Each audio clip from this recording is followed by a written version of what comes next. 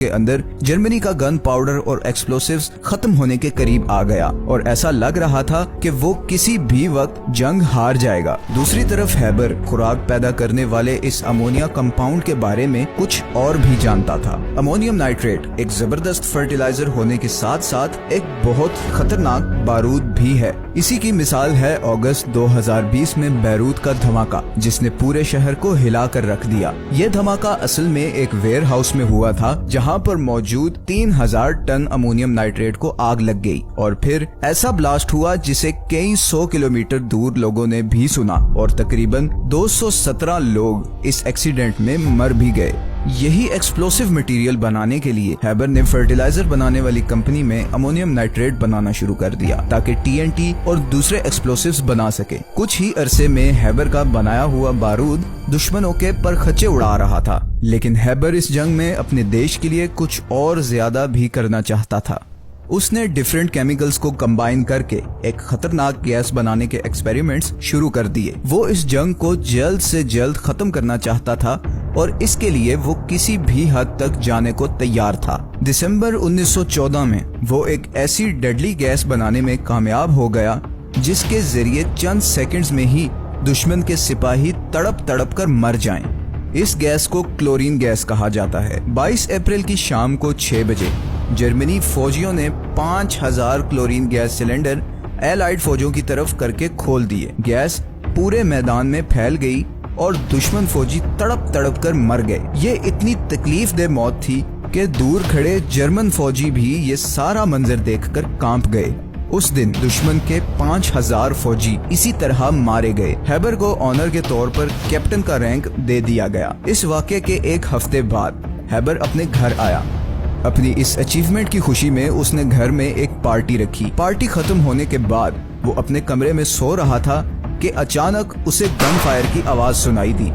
اس نے باہر آ کے دیکھا تو اس کی بیوی خودکشی کر چکی تھی۔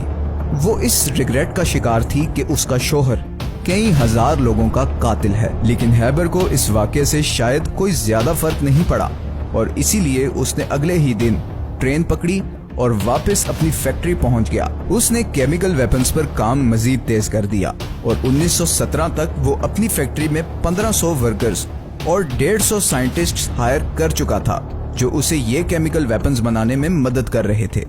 جرمنی کی آرمی نے ان ویپنز کو دشمنوں پر کھل کر استعمال کیا اور تقریباً 1,00,000 دشمن سپاہی اس گیس کے نتیجے میں تڑپ تڑپ کر مر گئے۔ لیکن اس سب کے باوجود جرمنی ورلڈ وار 1 ہار گیا۔ ہیبر اس ہار سے بہت دکھی ہوا۔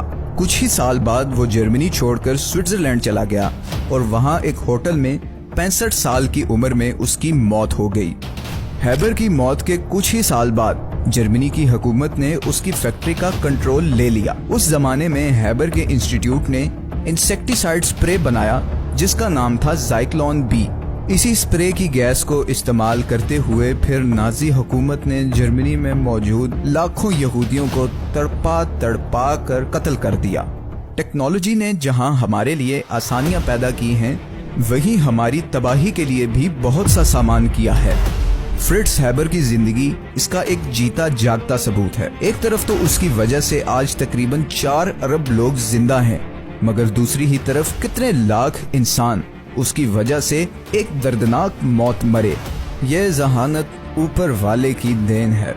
اسی ذہانت کو استعمال کر کے جہاں آئنسٹائن نے ہمیں دنیا کے فزیکل لاز سے انٹروڈیوس کروایا، وہاں اس نے دنیا کو ایٹم بام کی ایکویشن بھی دی۔ جس دن امریکہ نے ہیروشیما پر ایٹم بام گرایا، اس دن آئنسٹائن نے کہا کہ مجھ پر افسوس ہو، کاش میں ان ایکسپیریمنٹس کا حصہ ہی نہ بنتا۔ آئنسٹائن کبھی بھی نہیں چاہتا تھا کہ نیوکلیئر فیژن کو ایکسپلوسیو بنانے کے لیے استعمال کیا جائے، مگر بدقسمتی سے اس کے فارمولے کے نتیجے میں لاکھوں لوگ موت کا شکار ہوئے۔ کوئی بھی چیز بری نہیں ہوتی، اس کا استعمال اسے اچھا یا برا بناتا ہے۔ انسانی تاریخ دیکھتے ہوئے تو یہی کہا جا سکتا ہے کہ انسان نے ہمیشہ اپنے فائدے کے لیے دوسرے انسانوں کو موت کی بھیٹ چڑھایا ہے۔ یہ ساری ٹیکنالوجی، ساری انوینشنز ایک 2 دھاری تلوار ہیں اور میرے حساب سے تو پچھلے 100 سال میں ہونے والی تمام انوینشنز کے فائدے سے زیادہ نقصانات ہیں۔